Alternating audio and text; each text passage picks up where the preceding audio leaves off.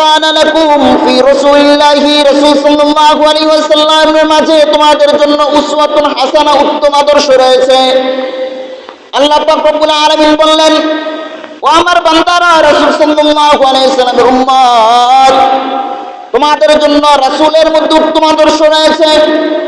আমেরিকার মধ্যে তোমাদের জন্য উত্তম আদর্শ নাই, পশ্চিমাদের জীবনের মধ্যে তোমাদের জন্য উত্তম আদর্শ নাই, কোন খেলোয়াড়ের মধ্যে তোমাদের জন্য উত্তম আদর্শ নাই, কোন সেলিব্রিটির মধ্যে তোমাদের জন্য উত্তম আদর্শ নাই, কোন নায়ক নায়িকার মধ্যে তোমাদের জন্য উত্তম আদর্শ নাই।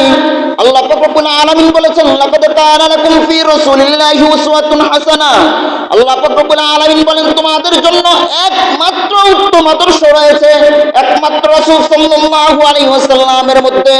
যদি কোনো তোমরা রাসূল সাল্লাল্লাহু আলাইহি ওয়াসাল্লামের সুন্নাহ মোতাবেক নিজের জীবনটাকে বাস্তবায়ন করতে পারো, যদি কোনো তোমরা রাসূল সাল্লাল্লাহু আলাইহি ওয়াসাল্লামের সুন্নাহ মোতাবেক নিজের জীবনটাকে পরিচালনা করতে পারো, তাহলে তোমরা দুনিয়ার মধ্যে সফল, আখিরাতেও সফল।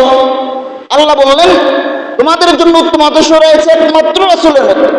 রাসূলের সুন্নাহকে মানার মধ্যে সফলতা, কোরআন হাদিস মোতাবেক নিজের জীবনটাকে পরিচালনা করার মধ্যে সফলতা।